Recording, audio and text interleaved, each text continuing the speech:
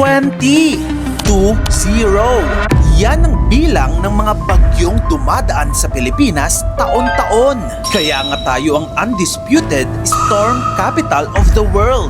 Lahat na ata kasi ng klaseng bagyo dumaan na sa atin.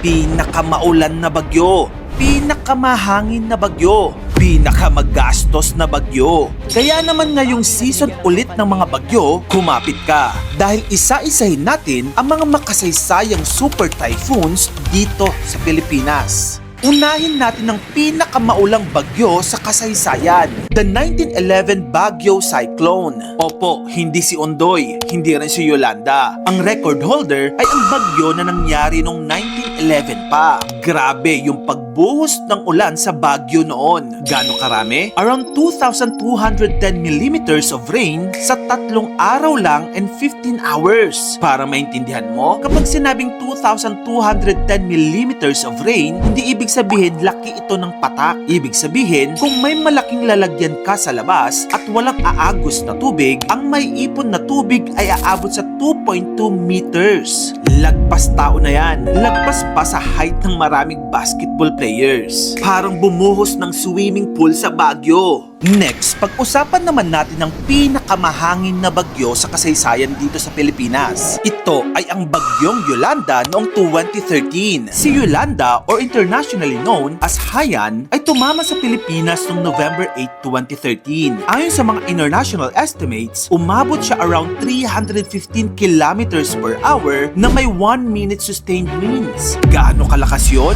Nako, para na siyang may dambuhalang kamay na kayang pumunit ng bubong, magpatumba ng puno at magdala ng dambuhalang storm surge. Speaking of storm surge, yun talaga ang nakakatakot kay Yolanda noon. Sa Tacloban and nearby areas, pumasok ang dagat papunta sa kanayunan. Parang tsunami ang dating. Pero ang nagtulak sa tubig ay hindi lindol, kundi bagyo. Maraming tao ang hindi inaasahan na tubig ang magiging pinakamalaking kalaban nila. Next, let's talk about the pinakamalakas na bagyo na naglandfall dito sa Pilipinas. Kung inaakala mo si Yolanda ulit, nagkakamali ka. Dahil ang may hawak ng record ay si Bagyong Rolly, or internationally known as Goni. Noong November 1, 2020, tumama si Rolly sa Catanduanes as Category 5 equivalent super typhoon. May estimates na umabot siya sa around 315 kilometers per hour na 1 minute sustained winds at landfall. In simple words, pagdating niya sa lupa, hindi siya humina bigla. Halimaw na bagyo pa rin siya. Hindi nababawasan ang puwersa niya.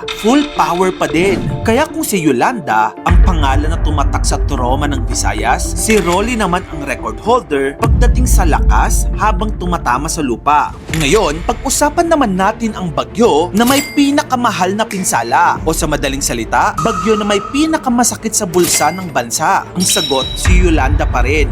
Magkano ang total na pinsala? Ayon sa post-disaster assessment, umabot sa around 132.4 billion pesos ang total damages and loss. Yes, billions. Ito yung buong bayan, buong kabuhayan, buong buhay ng tao ang kailangang itayo ulit mula sa putik at debris. Kaya sa Pilipinas, ang pangalan na Yolanda ay hindi lamang basta bagyo. Ito ay trauma.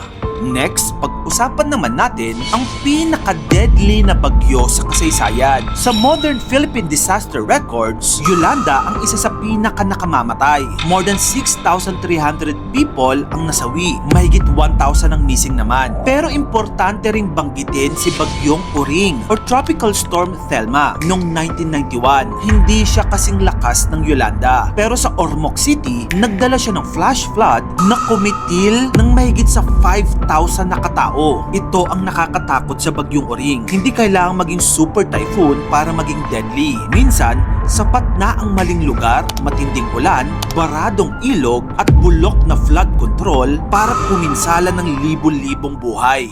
So yun na nga mga kamagkano. Ikaw, sa experience mo, ano ang pinaka hindi mo makakalimutang bagyo na naranasan mo? Tara, pag-usapan natin yan sa comment section. At kung gusto mo pa na magayto pang klaseng contents, dito lang yun sa channel ko kaya follow ka na. Maraming salamat sa panonood mga kamagkano.